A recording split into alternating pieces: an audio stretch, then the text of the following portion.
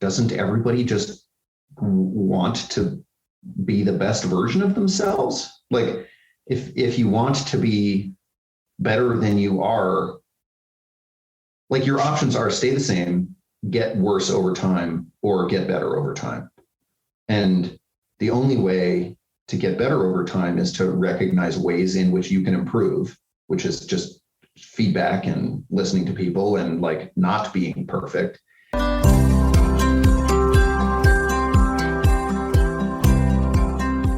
Welcome to the Dark Zone, an event racing podcast. This is your host, Brian Gatens. In event racing lingo, a dark zone is a time when, due to darkness or safety, teams are paused on the course before continuing with the race. During that time, stories are exchanged, friendships are kindled, spirits are restored, and teams have a chance to prepare for the next challenge. We hope that you make good use of this dark zone, and we are glad that you are here. Today's guest is Dan Staudigel of Team Ben Racing. Many of you may know Dan from his racing during Eco Challenge Fiji, but as we learned during the show, Dan is far more than a racer with overheating issues. A conscientious storyteller, he brings a depth of thought and experience to today's show. Thank you to Dan for joining us for this episode. Before we jump in here are a few quick notes. During the episode, we never discussed Dan's website, w.orienteer.co, an online training tool for orienteers and all those interested in navigation. Please make it a point to pay to visit. It's well worth your time. We're also happy to announce that Tansy Navigation has come on as a sponsor of the Dark Zone. You can learn all about them at www.tansynavigation.com. Listeners of the Dark Zone can enter to win a free copy of Mark Latanzi's book, Squiggly Lines, by emailing me at brian@ardarkzone.com. It is an indispensable guide for anybody interested in paper and map navigation. Thank you to Tansy for coming on board as a sponsor. When the episode starts, you'll notice that Dan and I are deep in conversation. This is not by accident. We jump right into it. Your podcast player is not broken, and eventually we do an introduction, but to begin, you open up right in mid-conversation about sleep and exhaustion. Dan is the best. And one last item. As a suggestion of several listeners, I've added an ending to this and future podcasts. Many people felt like they were left hanging as the interview would just end. Stick around after the music for a few closing words. And again, thank you for joining the Dark Zone. Today's world doesn't lack for ways to grab your time and attention. We're grateful to have you as a listener. One race a long time ago where Jason, me, and Jason's twin, Andy, were racing with Chelsea. And Chelsea had a basically heinous medical where she started passing a gallstone in the beginning of the race. And so she dropped out. And we kept going. And we decided to take the opportunity to sleep, like to take the experiment of, we're going to sleep 2 to 3 hours every night. And so we did. And we would catch the teams that we were hanging out with before sleep at most 8 hours later. Yeah. So the sleep actually, it's like not like in a marathon where someone will run for quite a while, walk a little bit and run, and they keep passing you, and it's the steadiness of that. Do you when you race in the morning and you're on the course, the teams you work with usually go with do you follow that traditional philosophy of racing the entire full day through the full night and sleeping 30 hours in, or do you usually go first night sleep? We generally go right through the first night. But it really depends on the race. There are races where, you really want to catch a dark zone. And so you don't sleep the second night. You're trying to push through. But yeah, in general, we follow the 2 hours a night starting on the second night, 2 to 3 hours starting on the second night. Yeah, we were down in Ecuador not too long ago, and we slept a little bit that first night just because it was we had the experience of the night before the race. We stayed at this beautiful hacienda in Patate, Ecuador. Beautiful place. Right next door to the hacienda was a community center that was having a funeral service, and the funeral service consisted of about 150 residents, music and more residents. And so we didn't sleep the night for the race. And so the mistake that we made was that our first night was really our second night. And we would have been better served by having a longer sleep. And we came across the magical road. There was a building that was accessible, clean, open, and dry. And so we slept for 30 minutes. We should have slept for an hour and a half. Yeah, at least. When you find that warm building, it's It's crazy. Yeah, absolutely crazy. I guess like at some point I should probably tell our listeners who are listening in on our conversation now, but I'm talking to Dan from Dan Staudigel from Team Bend Racing. Dan has his fair share of experiences racing in America, out of America, at Worlds, in Fiji, and other races I'm sure that he's going to fill in along the way. Dan's appeal to coming on the Dark Zone today is not as much predicated upon his intense knowledge of the sport, but the wisdom he's dropped along Facebook along the way. Welcome to the Dark Zone. It's a pleasure to have you today. So how did your Worlds race go? To be here. Our Worlds race, all things considered, went really well. You talked to Darren, so you heard the story about us losing a teammate right before and then subbing in Darren. And then we went out there and my biggest goal is to learn a lesson and then try to put it into practice in a race. And going into Fiji, we sat down, we talked about what our most likely failure mode was going to be. And we basically laid out exactly how to avoid it and how we should be careful. And basically that mistake that we figured ahead of time would be the most catastrophic is if we go out too fast at the start and then I get heat exhausted and we just start the race off with me in a deep hole. And if you've seen the Fiji story, that's exactly what we did. And then the question is, well, why didn't we have the discipline to stick to our plan? And the answer is because it felt good to paddle really fast and to be at the front of the pack. And it was just too tempting to stay there. And despite, calls during that thing to slow down and eat and drink more, it basically was like, no, we're doing really well. Keep pushing. And so for me, the two lessons that I took away from that were basically we have to have discipline. We can't in the heat of the moment make a plan change, and there are some races where the plan should be go out of the gate as fast as you can and put a gap on the field and then maintain that for the rest of the race. But that was not the strategy going into Fiji, shouldn't have been the strategy going into Fiji. And so for us to change strategies at the last minute was catastrophic. And so the other lesson from Fiji was that I went into that race just too heavy. I was carrying around too much, especially for a hot race in the tropics. And so going into Worlds, we put all of that as much as we could into practice of just this is our strategy. We're going to try to stick to it. And we need to be very cautious about changing strategies. I went into it probably 25 pounds lighter than I went into Fiji. And I felt great. Chelsea and I had been hitting the training really hard. And overall, we did a really good job of the main goal of just staying disciplined. There's a really funny story from later in the race where we were kind of talking about discipline as a team, and Lars and I were basically super into talking about how important it was to be disciplined. And I literally rode right by a checkpoint. So it's the biggest loss of discipline was getting me started talking about discipline, which the irony with venture racing. Laughed about that for the whole race after that. Right. It's the conversation does you in, right? You're on the road and it's traveling 100%. Fine and you're good and the maps look great and everything is sun shining and you go right by an intersection or a turn and then you fall into that wonderful navigational joy of convincing yourself that you're somewhere where you're clearly not.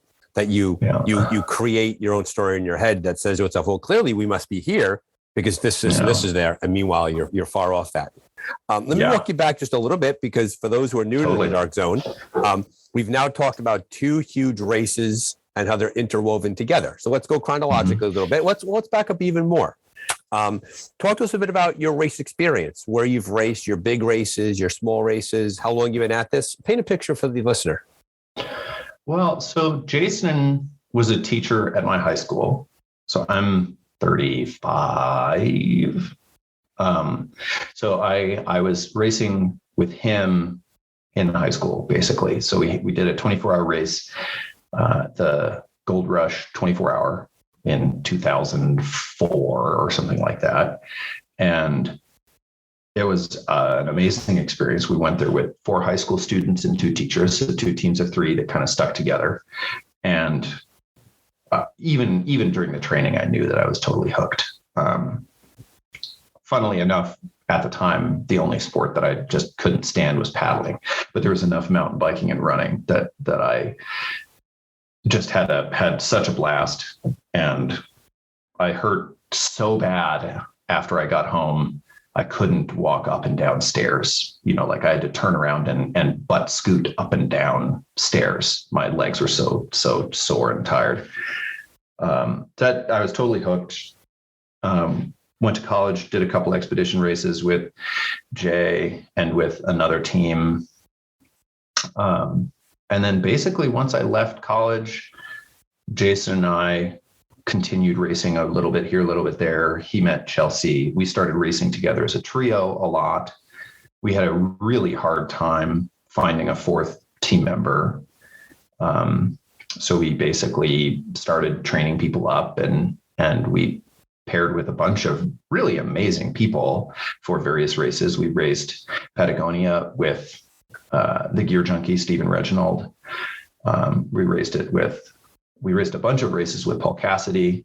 And it took us a long time to settle in. We raced a lot with Eric Sanders, who went on to race with A&K. So yeah, we had a really we raced a lot. We raced in Patagonia, Chile. We raced in Abu Dhabi. We raced in all over the US, in Costa Rica. We raced in Ecuador. And then, the last couple of years have been focusing on kids mostly because Jason and Chelsea and I live within 100 meters of each other. And so we've been raising our 4 boys between the 2 families, which has been a lot of work and has taken a pretty big dent in the racing schedule. But we're kind of getting back into it. Jason has 2 fresh hips. And so we've really spent the last couple of years trying to position ourselves for really, kicking butt in the upcoming races. And we've learned a lot in the last while. So hoping to start putting that all into practice. So you landed in the larger public consciousness because you were featured so prominently in Eco Challenge Fiji. The beginning of the race, the challenges you had, the lack of clothing you had to wear as a result of those challenges. And we were watching that show at home, and a child of mine, my daughter, is into reality TV, and she's actually in college studying and how to pursue that as a career. And she predicted pretty early on that we were going to see a lot of you later in the race because they never show somebody in distress in the beginning who does not have some sort of redemption story towards the end. And clearly that was your experience in Fiji. You mentioned you went out too fast. It is addictive to be at the pointy end of the race. Fiji was probably that feeling on steroids because it was such a big production, right? You were selected to be there, TV crews, camera crews, Bear Grylls, big start. And the adrenaline got in the way of your strategy and you went blasting out of the gate. And things fell apart pretty quickly. Things fell apart quickly by expedition race standards. Like a day later. Not so right. Well, 8 hours really later, or 12, 10 hours later. So we started in the morning, paddled all day in brutal heat, no wind, super humid. And then as soon as I got out of the boat, I barely could walk. The last half hour, I knew something was up, so I tried to dial it back and hydrate. Unfortunately for me, I was missing was salt. I had just taken a couple of cups of seawater and drank it along the way, I would have been much better off. But yeah, it was just hyponatremic to a borderline fatal degree. Right. And once you go down that path, once you're in that hole, and there's being in the hole, and there's being in the hole with potentially lethal consequences, you were towards the latter part of that. You had some significant challenges there. And it's nice to point out, and I always talk about this with the ear towards the newer racer, that fitness and strength are strong, but there are some things that fitness and strength will not help you with. And if your nutrition falls apart, If your salt intake falls apart, no matter how tough you are, nope, Mother Nature bats last, and it's lights out for you. How long did it take to recover from that? 2 days or so. It was like a slow crawl out of the hole. And then pretty much the pattern was the Fiji race had these camps along the way. So we would race for each camp, obviously. And I would just leave each camp feeling pretty good because I just had eaten 4 ramen packets or something like that, so plenty of like carved up, salted up, feeling pretty good. And then by the time I got to the end of it, because I wasn't supplementing salt aggressively during the race and I'm sweating, like I'm just digging myself back into that hole, and then get to the camp, get a lot of salt, take a nap, get started again. So it was, like a slow climb out of the hole until, basically the end, like the final paddle was the first time that I felt actually like really good again. And what day was that in the race?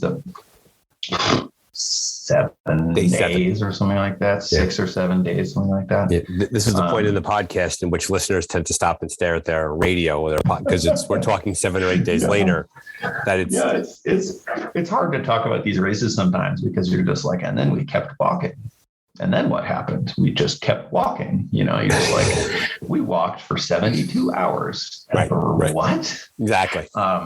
So no, it's a difficult sport to kind of describe because most of the interesting stories for me are all, team dynamics, emotions, gear failures when they happen. But it's tough. It's a really bizarre sport that really demands everything you have.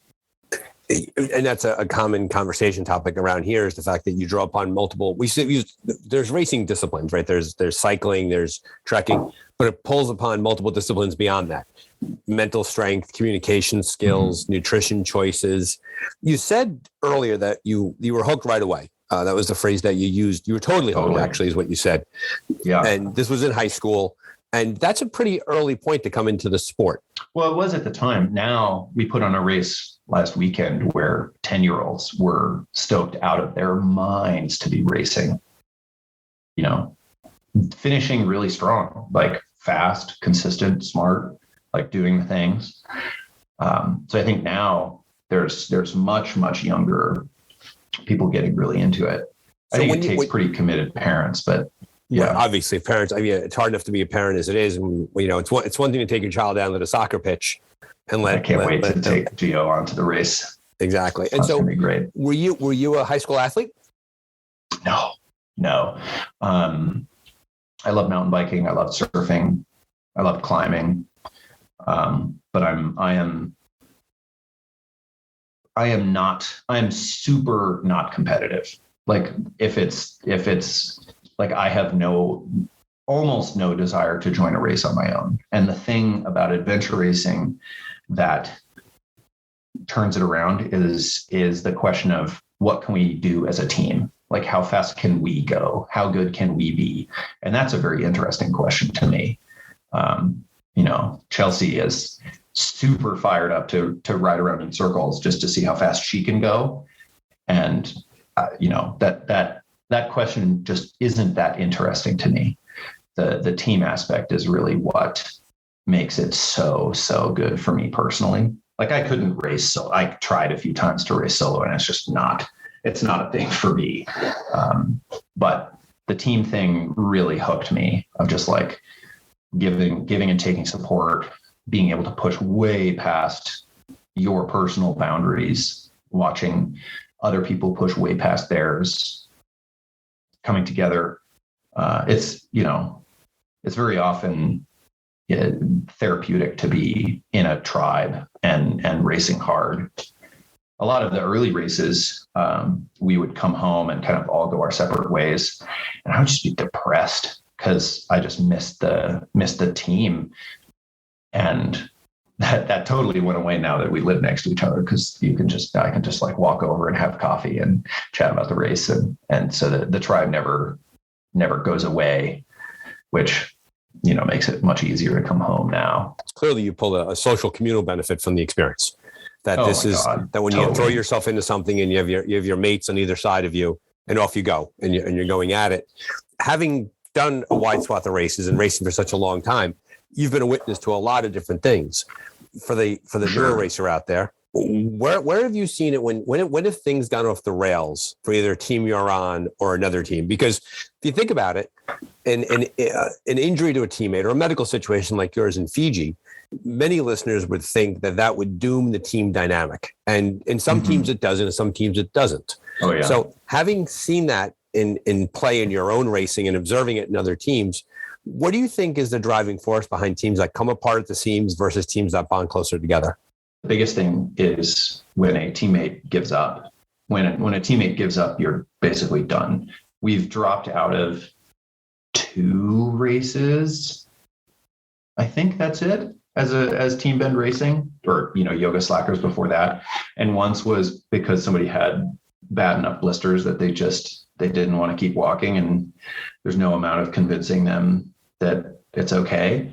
And then the other race was Patagonia, when Jason's hip was so bad that he was inchworming across the ground, and we went from first place by 24 hours to like 72 hours behind the leaders, or 48 hours behind the leaders. Right. And that's not even really giving up. That's the idea that medically speaking, the person is running into it, even with their feet or with the hip. I mean, we could, in principle, we could have continued dragging him across the ground. Like, we gave up, right? We decided that we didn't want to keep going. We could, in principle, have continued, whether it's like literally carrying him or whatever. But at that point, it's just like, no, that we gave it our best shot. We put together a commanding lead, and then things fell apart to the degree that it's not worth whatever damage we're doing to Jason. It's not worth that to like painfully drag him up and over a mountain pass to a 10th place finish. It's just like, what? Yeah, there's no benefit there. There's no long-term benefit to him and the team to actually go through all of that. Let's talk about Patagonia for a second there, because Patagonia is a race that lives very often in legend, a mythic race. Talk to us a bit about your Patagonia experience. Patagonia is a mythic place. It's one of those places where you can hear a story from the winners that involves like 16 hours spent back racing a storm in some hut somewhere. The Patagonians that I have been there for have all been, they're very trekking focused races. And so it's basically a prologue of a normal expedition race followed by an unbelievable roadless, trailless trek, treks of, I think the biggest one was billed at 100K with literally actually 0 trails. So you're just kind of bush bashing through the Patagonian wilderness, following hamul tracks and, animal trails, trying to stick to the bogs. The wind howling, seeing every weather pattern over the course of the trek. Totally. In some years it's bright and sunny and you're just like in your t-shirts, and other times it's dreary and rainy, and other times it's windy, and like windy to the point of having to hold Chelsea down. There's a pretty amazing video that we got where I'm walking with Chelsea down a ridge, and I'm holding her hand, and the part that you can't see in the video is that I'm like physically pressing her into the ground so that she stays attached, basically. And so it just kind of looks like, dad is walking his daughter to school, and I'm just like physically pressing her into the ground so she doesn't get blown off the cliff. And yeah, so the weather plays a huge role. It's an amazing race because you basically can't make headway at night. So you go until midnight, and then you sleep until 5 a.m. and then you wake up and you keep going. And so you wind up sleeping just a lot out there, which in adventure racing is basically unheard of, having 5 hours a night of sleep. And so you just push for 18 hours and then sleep for 5 or 6, and then rinse and repeat until you finish the thing. And you feel amazing because so much sleep, you get so much chance to recover by the end of those races. I wind up feeling just superhuman. You put down the 30-pound pack and you just can, it feels like you can jump and touch the moon or whatever. Which is amazing, right? Because this is a sport that this is a sport that on its face would appear to eat people alive. And you're saying that instead it energizes you. It brings you to more life. Yeah, I think that the funny thing, I think this is kind of the anti-fragile piece for me. I don't know if you're familiar with that book, but humans and plants and, living things, fundamentally, if the stressor is just the right size, you just get stronger and stronger and stronger. And that's really the thing for me about adventure racing that is so incredible, that you rise to the occasion. And I think some races just by their nature are on one side of the thing, where they kind of slowly build you up over time. And that's really Patagonia.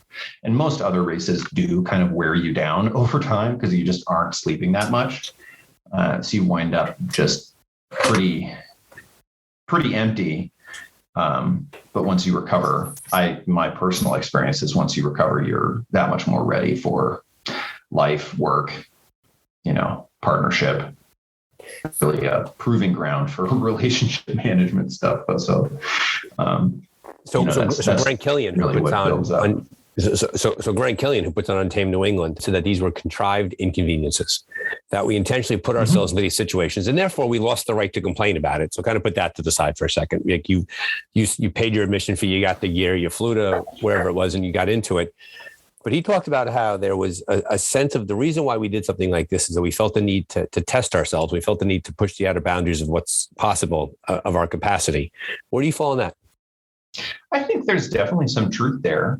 I think that's a huge part of it. For me also, I just like biking and hiking and paddling. I don't think anybody's doing adventure racing just because they want to do something hard. There are much more straightforward things that you can do if you want to see how far you can go. The backyard ultra is kind of the perfect example of that. Just see how many times you can walk around your block. Is it 1,000? Is it 10,000? You're going to find out what the number is, and you will have pushed yourself obscenely far. And so for me, the adventure racing magic is the combination of how hard, how amazing, how remote, how beautiful, how fun the terrain is. Like, is the mountain biking fun? Like, is the paddling somewhere beautiful? Is the trekking somewhere to write home about? And that for me is the thing that makes this a sport that I am even more excited to be participating 15 years in than I was when I first started. Is that due to your personal growth, or is it due to the growth in the sport itself? I think it's both. I think maybe mostly me. The sport hasn't changed that much. There's been, some shifts in rules or in basic format or whatever. And I think most of it is just my perspective shift over the years from like, oh, a fun thing to do on the weekend to like, oh, I need to go deep. I need to go deep with myself. I need to get that empty head. I need to hold space for a team going through something really incredibly hard. I want to, it's time. There's this antsy kind of anxiety for me that kind of creeps up slowly if it's been too long. And then I need to do something, whether that's like run around in the woods for 24 hours or do an adventure race or, probably a 7-day silent retreat would scratch the same itch or whatever.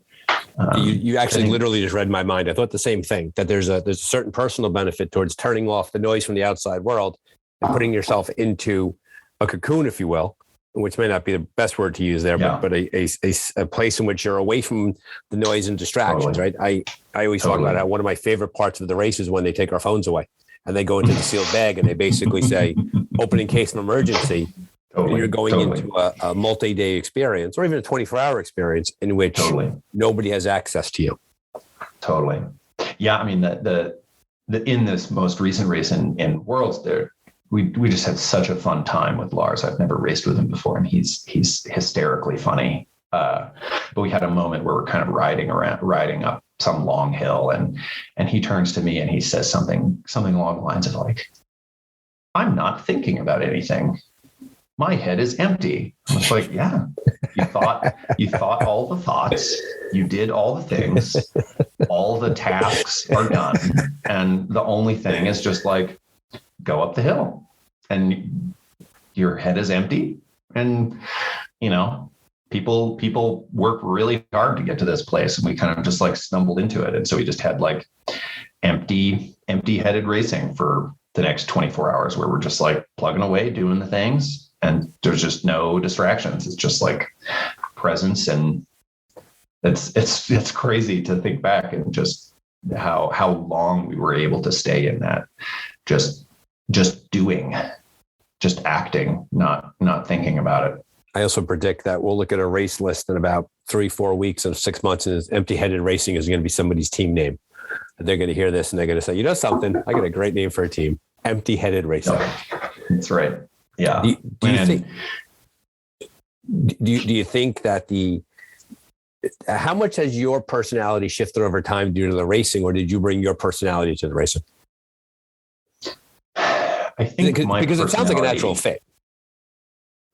It's a natural fit in some ways. There are, I think, if I'm honest about my personality, it is that I am extremely physically giving and emotionally giving and catastrophically arrogant. Like that's like how I exited my teens or whatever. And so in racing, that's a big challenge, right? Like racing with somebody whose kind of natural communication style is as arrogant as mine was. Hat is off for Jason, like living with that for very long. I think his natural communication style is similar. So I think it was a take one to know one kind of deal. But racing softened that, like started that process. And a lot of credit to Jason for kind of like steadily chipping away at this. But that was the big transformation for me that took me from like a useful but annoying member of a team to like a genuinely valuable member of the team. Kind of picturing some of the emotional work that had to be done in world championships, and immature me would not have been able to do that. I would not have been able to hold space for Chelsea's meltdowns or like struggles. And so the years and years of racing and watching people fail and trying to talk them through it, and like understanding how words matter and how communication matters, and like who responds to what and how, all of that soft skills, in air quotes for lack of a better term, are the most important skills in general. Right. And I think that's as much true in racing as it is in marriage or in a job or anywhere. And I think limit of what one person can do is very low, and the limit of what a bunch of people together can do is very high. And the glue that holds all that together is emotional work and understanding and compassion and pushing people in a way that they are receptive to. And that dynamic magnifies itself in an adventure race, because not only do you have to pull upon those soft skills, and we call them soft skills as a society. I think you are in agreement. These are essential skills that are sorely lacking, right? If there's any, totally. Rarely do I go far afield in this podcast and talk about the state of the larger world. But I think a bigger challenge we're seeing today in general society is that we're talking at each other. We're not talking with each other. Yeah, and a focus on talking and not listening. I think that's kind of the biggest missing piece is people speak without listening. And by that, I mean, trying to understand the best possible version of what somebody is saying to you. It's kind of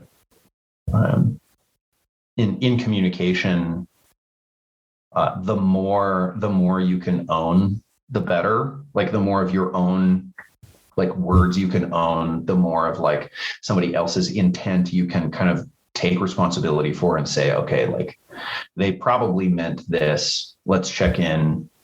Are you talking about X, or is Y an example of what you're talking about, or kind of that thing? And it's just, it's just not rewarded very much. And the language gets personal. When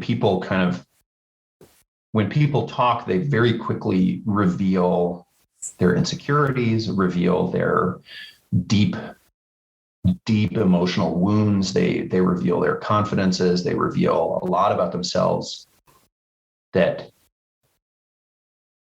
it's awkward to just go digging around. Like people will try to use self-deprecating humor in a way where they kind of talk about their deepest insecurities. And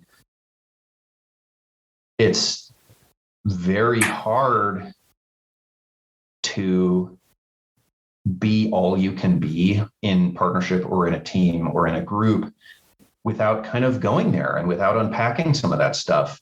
And this is not like, we don't live in a culture where that is smiled upon, right? Like if you're talking with a coworker and they reveal accidentally like their darkest thing that they should have been seeing a therapist about for the last 20 years in casual conversation, and you're just like, whoa, we cannot move on until we kind of talk about this, because this is going to keep coming up and it's going to keep self-sabotaging and it's going to keep getting in the way of the work and it's going to keep doing all these things. But it's like, that's not a welcome conversation for them. Like most people don't want to have a therapy session with somebody that they just met or that they're working with. They want to keep all that stuff hidden. And that just puts such a unfortunate ceiling on what we can get done. When you're talking to somebody about politics or whatever, it's very quickly that it's just clear that there's something deeper going on. And it's just like, what is that thing? Like, what's going on for you? How? And I have become so intensely curious about all of these things that it can be really hard to operate with people who aren't like ready for that or who don't want that. I think the larger thing you're talking about there, and I think you're spot on, is the idea that very often one behavior is proxy for another. Where anger is really fear. Totally. Anger is really frustration feeling inside and things like that. And I think you're spot on. And I think one thing we take away from our respective event racing experiences is because racing is so intense and because it kind of strips away the layers of the onion, you get a crash course in that vulnerability during a race. You used the word therapy session a second ago. Very often we will say, rather tongue in cheek, but being serious, that after races, we kind of have therapy sessions with each other. The fact that we have to process out the experience that we just went through. Why don't you do it during the race? I think it does happen during the race for people who are intimately comfortable and familiar with each other. I think it happens during the race, right? Yeah. You have the gift of racing alongside Jason and Chelsea and a whole cadre of people you're close with who know you and who respect you and who listen to you and allow you to be vulnerable. I think the deeper connections you have to your teammates, the easier to do that inside of a race. If you're newer racing together, or if you're bringing some preconceived issues to the table, it gets really hard to do that. And I'll give you an example where it comes out. Sure. For a man to go on tow during a race. Yeah. It takes a very big man to accept that help. A little bit self-serving, I say that because that's something that I've grown into over the years. But yeah, no, it's very difficult to admit weakness or opportunities for growth. And I think the interesting thing for me there is how surprising that is to me in hindsight. like I've lived that, I've been, I've been the guy that wants to be the strong man that has no weaknesses, and played that out for a long time because I was, naturally quite strong, and, kind of intuited a completely reasonable training program for expedition racing. And it took me 8 years to like find my breaking point. And then there were a couple of races where I just like had really severe physical problems that we kind of struggled through. And then I learned a lot about tendonitis and how to manage my body, like from a mechanical perspective, and had some really amazing races after those learnings, and then kind of started learning other stuff as other things started failing. But I think the thing that is so surprising in hindsight is like, doesn't everybody just want to be the best version of themselves? Like if you want to be better than you are, like your options are stay the same, get worse over time, or get better over time. And the only way to get better over time is to recognize ways in which you can improve, which is just feedback and listening to people and like not being perfect. And so to me, it is just so surprising how tenaciously people cling to there's nothing to improve. And you're just like, how can you believe that? How can that be so thoroughly ingrained in you that you refuse feedback, or you refuse help, or you refuse ideas, or you don't think about like ways in which you could possibly get better? And that to me is really the piece that is so surprising looking back. It's like, how did it take me so long to get there? Why is this so hard? Right? It's so simple. Either you want to get worse over time, you don't want to change it all over time, or you want to get better over time. And who doesn't want to get better over time? Who doesn't want to be a better version of themselves at 30 than they were at 20? But a lot of people, experience a lot of growth in their teens, and then they, start getting stuck in their ways. And then it's just like a slow slide. And they just look back and say, oh man, high school was really good, wasn't it? We also don't live in a culture that celebrates exposing yourself like that, being vulnerable. So that's probably a big part of it also, because I have a friend of mine who's a corporate trainer, and part of his responsibility is to work with CEOs of larger corporations. And he says the hardest conversation he has is the idea when he says he's a mirror, that he forces the men or women he works with to look at themselves with completely open and abject eyes about their performance and their behavior and their choices. And, you really don't get very far in the world today if you walk around kind of exposing out loud to everybody what you're not good at, right? Because in many environments, to expose that kind of weakness, and look at the word I just used there, I used the word weakness, right? Which is, that's a Freudian slip based upon society's expectations. You aren't really rewarded for being vulnerable. You're rewarded for being strong. I guess, and it gets into the like confidence is a proxy for competence. There's a lot there, and it just is so illogical to me. Like the idea that we can have corporate behemoths that are all about posturing just doesn't make any sense to me. Like, how is some company that is just faster, nimbler, more open, more focused on growth not going to just eat their lunch? I just don't. It just seems like that is such a clear way to outcompete. But like people ignore reality all the time. So I can definitely see it, and I see it happen. Well, think about this: when you go to the big races, and this is a phrase I rarely hear attributed to strong teams, they're not really cocky; they're confident. Totally. They don't have that false bravado, but they have it. They carry themselves in such a way that they know that they're going to be enough for the course. But by no means is there swagger. By no means, when I was in Scotland racing, the team that won the race were the most mild-mannered, pleasurable machines that just blew the course. They blew people out of the water, and you would never know it by putting your eyes on them. Totally. Yeah. Yeah. And I think that's almost a prerequisite for lasting a long time in adventure racing. It's just like being easy to work with. It's like if you're hard to race with, you won't get a lot of races under your belt. Yeah, you'll either spit yourself out the back of the engine, or people will vote against you. Totally. By not bringing you along, and so you have to work on being a good teammate. Totally. You got to get called back if you want to keep racing. Exactly.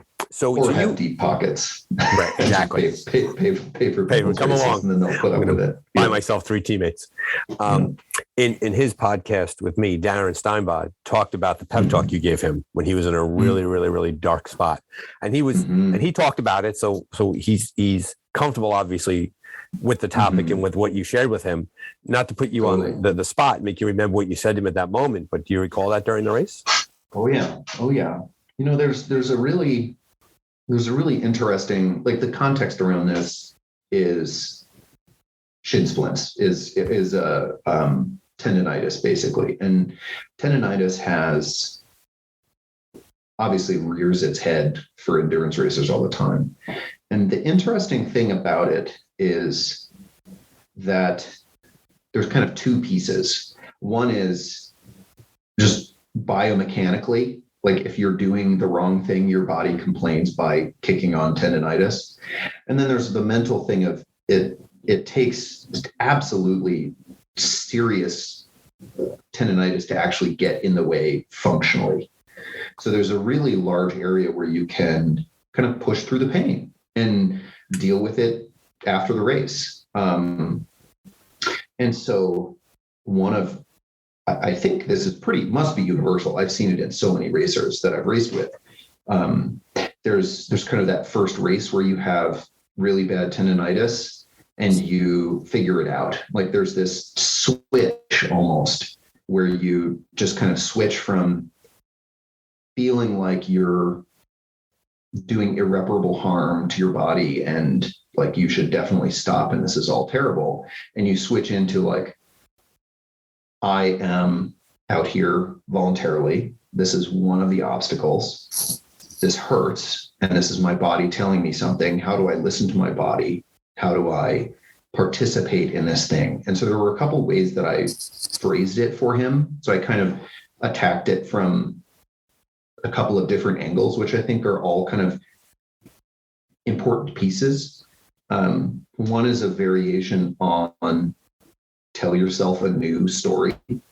You know, there's often many ways of making meaning out of your situation. And in adventure racing, there's often like the helpless story.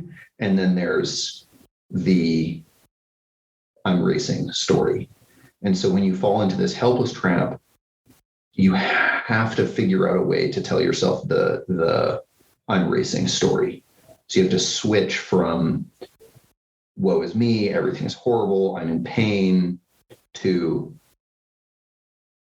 I'm amazing, I'm going to push through this. Like this is part of the deal. This happens sometimes, and we just have to find the way through it.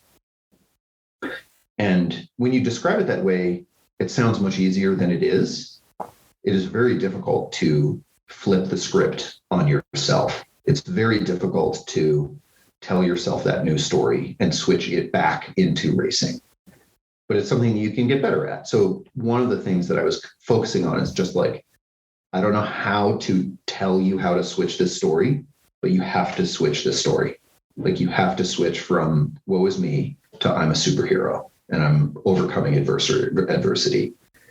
And it's not something that you can just learn how to do. It's like you have to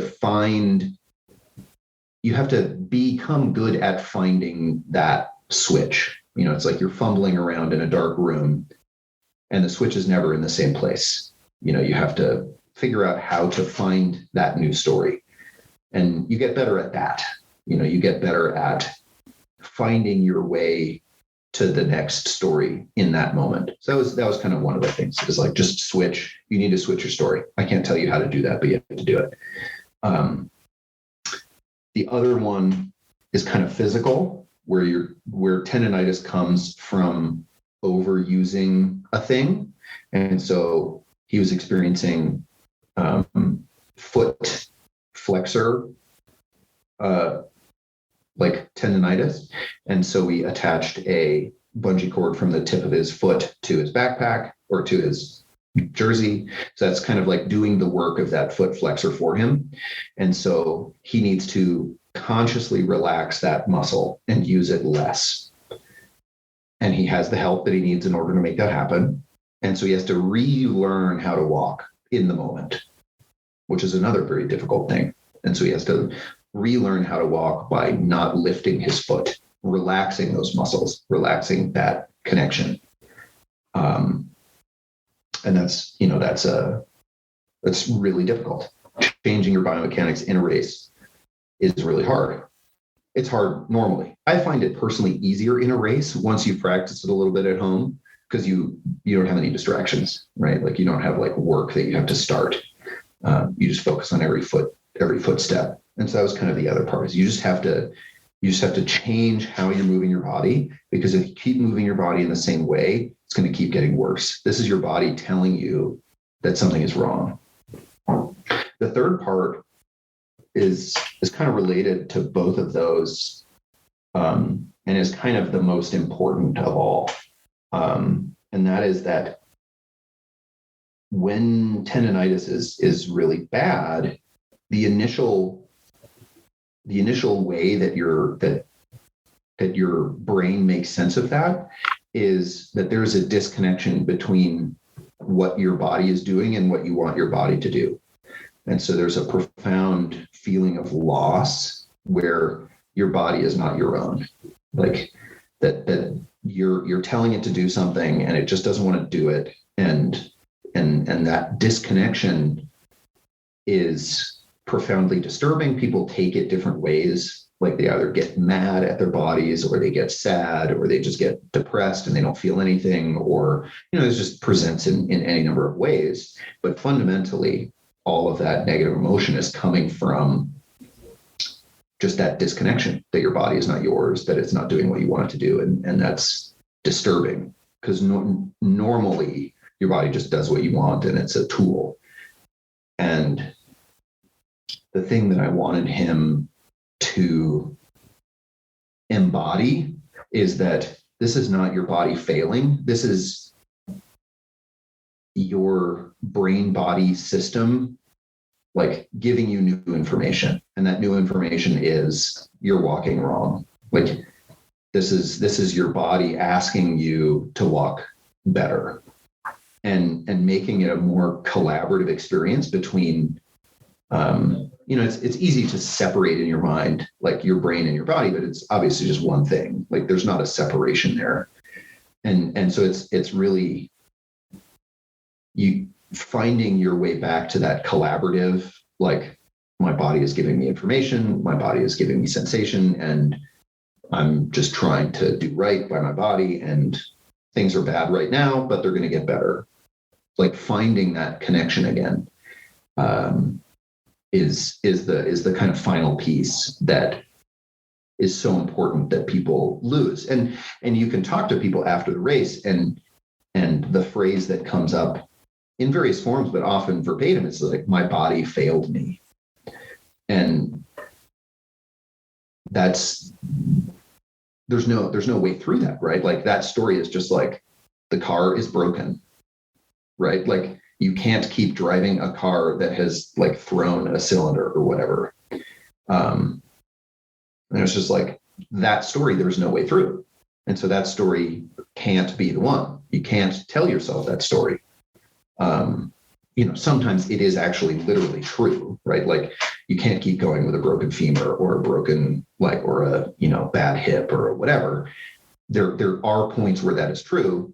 Tendonitis most of the time is not like that, right? It's just like, the car equivalent of like a squeaky belt, right?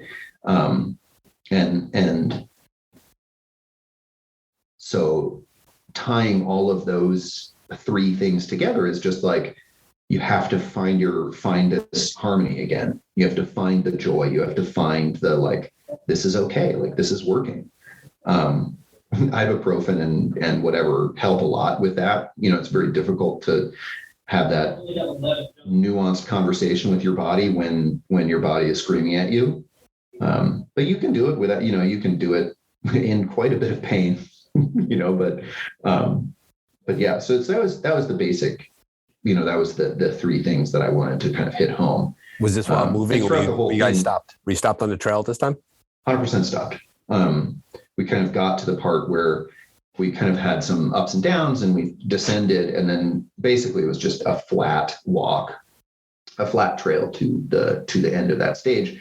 And so that was the time to like start the good patterns, right? Because it's much easier to work through tendonitis on like flat and level ground than it is like uneven terrain or going up and down stuff. And so it was basically like my plan was, we kind of got to him as soon as he complained. We're just like, okay, like get some painkillers down the hatch, make sure you're drinking, make sure you're eating. And internally I was like, we're just going to wait 30, 40 minutes until we're at the beginning of this flat. We'll coach him into like how to go. And so we took a long time to get to there. It was like an hour or something to go like a K or whatever. Maybe it was a little more than a K, but it was like really slow going. He was having just a really hard time pushing through. We got to that thing, and I basically was like, we need to flip the script. We have to fix this thing. And kind of, it was funny, as I'm going through these like bullet points in my head, he's just like, yeah, I'm on board. Like, like, let's just go. And I'm just like, I hear you.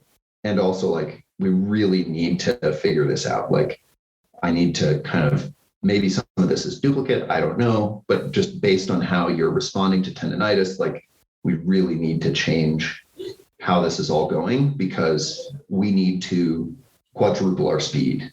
Like we will not finish this race if we continue at this pace. And it's not like negative. It's like he's trying as hard as he can. Like he just has to change how he's spending his energy, right? Like we can't have him waste all of his energy just like pushing through the pain. Like we have to change the story. We have to change the way that he's using his energy. And so I was very like, we just kind of went through this thing. I was super encouraged, I was basically just like, we have to change this. I know you can do this. You're amazing. Like we just have to make this change. And it took about 5 minutes for him to go from 1K an hour to 4.5, 5K an hour. And so I was just like walking. I started really slowly. He was right behind me, kind of careful foot placement. And I just like slowly increased the speed, kind of watching over my shoulder to see how far away he was. And as soon as there was a gap, I would slow down a little bit. And so I would just like slowly ease into this pace. And within minutes, he was, moving at the speed that we needed to. So that was your team's crux moment. Like that was it at that point. Like if things fell apart that was definitely one of them. There were a couple others. That was certainly the most like quick and positive one.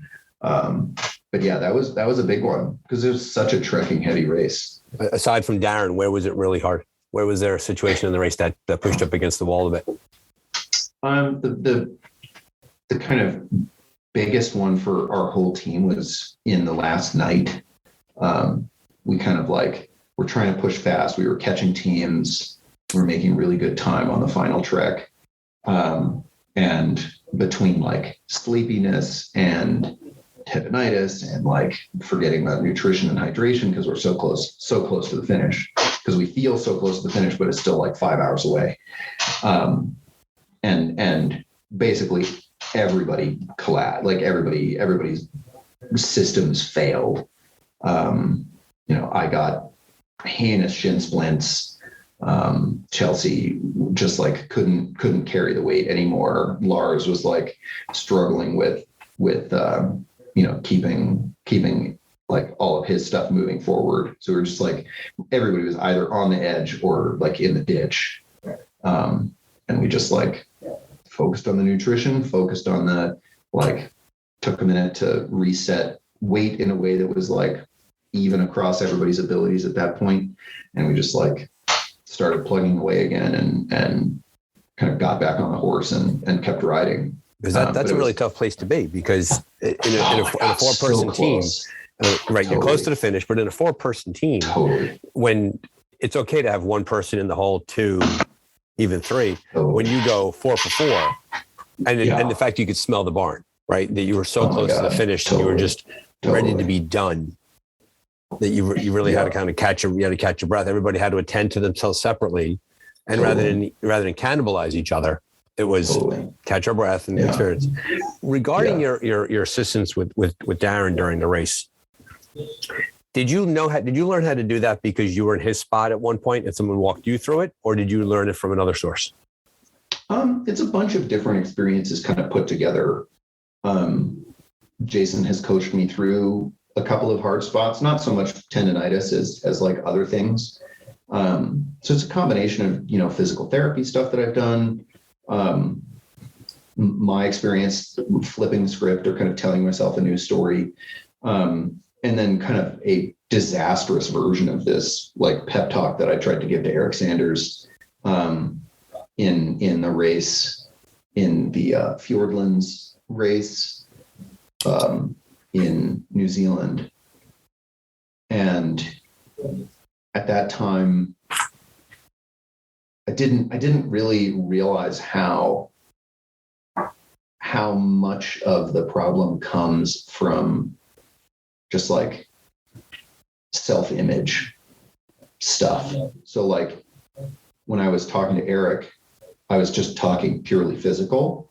I've just like pushed through the pain. Like this is all physical. Like we can just, and the part that I was missing there was just like, you can do this. Like you are an incredible athlete. Like we have gotten here and you are capable of this, full stop. Like you just have to find it. And it super duper failed with Eric. Like I totally flubbed the delivery. He was in so much pain. And my teammates were just furious with me because they just like, we're just like, why are you wasting time? Like, trying to talk them out of this. Like, this is horrible. Like, we just have to get through this. And I'm just like, okay, like that didn't work at all. And so, the critical piece is just like, you have to believe in yourself, as totally trite and horrible that like phrase is. You can't like say you need to believe in yourself, because like that's such an overused phrase. So you have to find other ways of saying that. It's like, I believe in myself, but my tendonitis doesn't believe in me. Yeah, exactly. And that phrase is exactly like that brain-body separation, the like rebellion of the body. You posted a somewhat epic Facebook quote not too long ago. And while I had seen your experience in Fiji, and I knew you raced in Worlds, it was I think this was a post-Worlds Facebook post that you put on afterwards. And it's Nationals. And I'm going to read to you a section of it, and I want you to comment on it. And I'm going to post a link to the entire thing on the show notes. So for those of you at home who want to read the whole thing, feel free. Yeah. For me, the whole point of the sport is overcoming adversity. It's opting into an objectively unpleasant experience because it's awesome, and we need that as human beings. We aren't built to live comfortable lives. We are built to solve problems, keep moving forward together as a tribe or team. I look back at inappropriate nutrition, gear, and strategy choices fondly. They are a source of connection and love for me and my team. Walk me through some of the inappropriate nutrition, gear, and strategy choices. And that's the meat of the quote. Yeah. I mean, the obvious like strategy thing is Fiji and similar. My favorite nutrition story comes from Patagonia, where we know how hard you're going into a 3-day trek, right? So you're going to be on your feet for 72 hours and you have to feed yourself for 72 hours. The various strategies that people take is just carry a bunch of weight and live large and eat and like just carry very heavy packs from the get-go. The other strategy is like, don't realize it's a 72-hour trek and bring 24 hours worth of food, and then realize late in the game that you do not have enough food, and then lick the insides of your goo packets and beg the nice volunteers to spot you some food, which they will deny, which we've seen a bunch of teams do, and it's really sad. So they just like stumble through the latter half of the race just starving. And then the strategy that we thought of is like, well, what's the most dense form of calories imaginable? And it's like butter. Butter we can't just eat. So what's the closest thing? And we had a sponsor at the time, which was a macadamia nut company. And so we were sponsored by Macadamia Nut Company and Tailwind, which is confectioner sugar and salt, basically. So we decided to bring confectioner sugar and salt, which is Tailwind. We brought Tailwind, and we brought macadamia nuts, which are the fattiest, most calorie dense nut ever, and beef jerky, because we also had like a beef jerky sponsor. And so we figured that this was like the most concentrated form of calories that had all of the macronutritional needs checked, right? We had quick calories from the sugar, we had fat from the nuts, and we had protein from the beef jerky. It makes complete sense on paper. Complete sense. Totally. So we had like a macronutritional perfect storm. So we start this race, we start these legs, and at first it's great. Confectioner sugar is delicious. Beef jerky is great, and the macadamia nuts are amazing. What rapidly happened is the confectioner sugar tore through our mouths. We just like had open sores in our mouths from the like razor blades, lemon lime confectioner sugar that we've been sucking down. We're basically like macadamia nut butter factories, because like we have no fiber in our diets. So the macadamia nuts are just going basically straight through us. And our only source of protein, like most of the beef jerky that we brought had some level of spiciness to it. So we're just like trying to choke down like spicy beef jerky on our like completely torn up mouths. And so it's just like the worst, right? Like it's just the worst. And so there was just kind of moments for us, and I love spicy food. And so I was just in heaven, because the like spicy food on a torn open mouth is even more of a endorphin rush than spicy food on a non-torn open mouth. So I'm just like gleefully eating through all of my spicy beef jerky. And towards the end, it's like nobody's eating their beef jerky but me. And so there's these moments where they're like, "Can I trade you for that?" I'm like, "No, I'll eat mine." Right. And then you can eat yours. And if you don't eat yours, I'll eat yours when you can't eat it. Guess what, teammate? It's time to build character. I'm eating the beef jerky. Yours too. Yeah, eating the beef jerky. No, we did our best to keep each other, like fed at whatever level we could. But man, was that a disaster. Like totally just awful. Like hungry and plenty of food and like horrible mouth and horrible I think gut. But that's a nice part about adventure racing, right? Is that we do this, first of all, we do this voluntarily. Let's totally. For those at home, we're not court ordered to do this to ourselves. And the fact that we could completely buffalo it, train wreck it, put it into the ground, and then talk about it, because after the race is over, and I really identified with the post-race blues, the idea that you're all together as a team, and then you kind of go your separate ways, and it's jobs and paychecks and all of that. Totally. The fact that we get together and we tell these stories to each other back and forth, and it's the stories that fuel the sport, and it's the stories of, and I would argue, and I'm curious as to your ratio, but like good story to bad story, I bet it's like 2 victorious stories to like 8 train wreck stories. 100%. Yeah. The great stories are boring. Like we walked and we felt great. and then we found every flag. The water was fine, right? And then we biked and we biked and we biked, and then we paddled and we paddled and we paddled, and then we won. Right. You're just like, oh yeah, that's terrible. It's the world's worst podcast. Thanks for coming. Like, it's totally boring. Like you want to hear the failures or we stopped for coffee at a cafe because like there was one and we wanted to take a minute, or like it's just like, we got so many thorns. I was pulling 2-inch long thorns out of my knees like months after the race, or all of that. And you tell these stories with a smile on your face because this is really like, there aren't really good campfire stories from regular life much, like there's something deeply compelling about real stories out, like battling real hardship, and we've gotten to the point as a society that our heroes and our myth making and all of that stuff is just like superheroes, just like taken to the next level, taken to this like hyper extreme,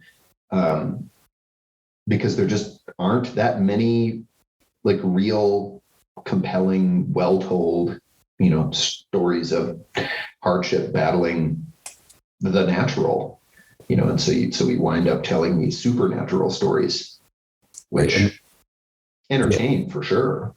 But and you're spot on, right? And the idea that because we've run out of that sense of narrative, because narrative is what drives culture, narrative is what drives conversation. Totally. It's who we are. Totally. Because we've taken away the narrative of that kind of adversity and fighting through things. Because I would argue, and I'm curious as to your thoughts on this, is that it's very, very nice to have a big flat screen TV and a comfortable couch, and it's nice to be, it's nice to live a life of relative ease. And for many people, you don't really grow that way. Right. And I think you don't enjoy it.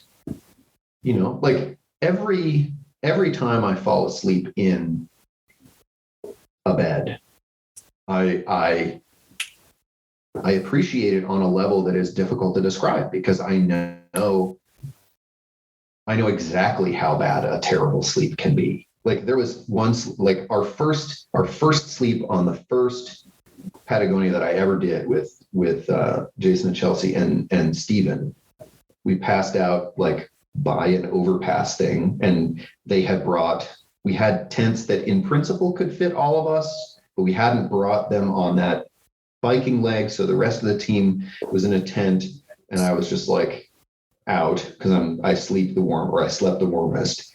And when I woke up, I realized that I had fallen asleep like either next to or on top of like a pile of human feces, because I was just so tired that I just laid down in the dirt on the rocks and kind of just like passed out. And then I woke up and it was just like poop. I'm just like, oh my God, what? Like this is the worst sleep imaginable. It's just like on the rocks, like in poop. And it's just like every time I go to bed in a bed, just like, oh my God, this is so soft. It's so clean. It smells great. And I have 8 hours that I can do this, or whatever. And what's great is you tell that story, and I'm nodding my head for those at home. I'm nodding my head. I'm thinking of my own story when I was in Scotland, and rather than sleep in the bothy bag, I slept in the mud because I was not going to get claustrophobic in the bothy bag. But you go to a dinner party, you go to a cocktail party, and you tell that story in passing, and people are dropping the silverware. The record skips. Totally. Right. And it's just, sometimes people just don't get it. And you want to say to them, come with me and you'll get it. Totally. Like come spend some time here. And I think that for many people, it's that part of adventure racing that when they get a taste of it, that they can't walk away from it, that they really enjoy that experience, and saying that they tried themselves, they tested themselves, they learned things about themselves along the way. Yeah. And I think you're spot on that there aren't really many opportunities in today's world for that experience to happen. Yeah, and I think one thing that is worth saying is that adventure racing has something to offer everyone. The people to whom it kind of seems attractive to, or like has natural fit, are very like privileged in a lot of ways. There are people who sleep rough every night of their lives. There's people who don't have homes, people who don't have comfortable homes, people that, don't eat 3 square meals, who are kind of battling the elements day to day. And I think that one of the things for me that bears some thought is just like, this is something that we're choosing to do.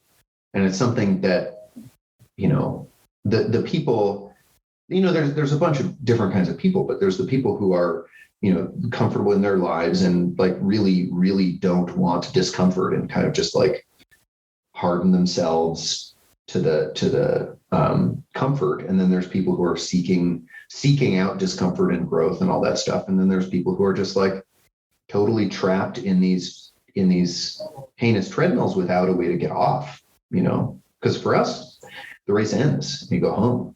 And it's a really lucky position to be in that I'm so grateful for, that it is something that we can opt into. And for many, many centuries, nobody got to opt out, or many, many millennia, nobody got to opt out of, there was just no physical comfort in the same way that we have now. And that there's a lot of people that, the sport isn't for because, we need to get them a bed first. Right.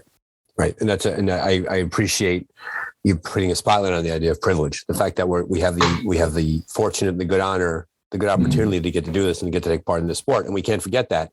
And then along the way, and I don't want to lead the witness here, but along the way, we have an obligation to bring others along also by making the sport accessible to as many people as possible. Yeah. Right. Because there's so much to learn. It's people, the opportunities for growth are so much clearer when there's just an obvious objective. It's really easy in normal life to kind of distract away and say, oh, well, what I was trying to do was X and I did X. Whereas in a race, there's only one goal, right? Finish the course as fast as you can. Right. And so you can't say like, oh, well, like we were really trying to do something else. Like, okay, cool. But isn't there? But there's a certain life benefit to that. Like for those of us who we work in organizations. I would argue that adventure racers tend to drill things down to their simplest equation. Like we have to get from point A to point B. Mm-hmm. This is how we're going to get there, and we probably get caught up on the more complex tasks. We probably are guilty of trying to make complex tasks as simple as possible. I guess I'll have to talk to my boss about that. Whether that behavior is appreciated or not. Share that at the next all staff meeting. I haven't worked with other adventure racers. I'm always the weirdo. But I mean, the ability, fundamentally, the lessons from adventure racing for me are the ability to take feedback and the habit of taking a step back, because anytime there's something that's not going the way that it should, there's kind of the intuitive fix, or there's the kind of like obvious thing that you need to do. And the temptation is just to do that. And I think maybe that's the right first thing to do, but if you keep doing the same fixes to the same problems and you don't step back and like figure out what's going on, you're just going to make the same mistakes over and over and over again. And you see that. And so taking a step back and being open to feedback, I think, are universally useful things.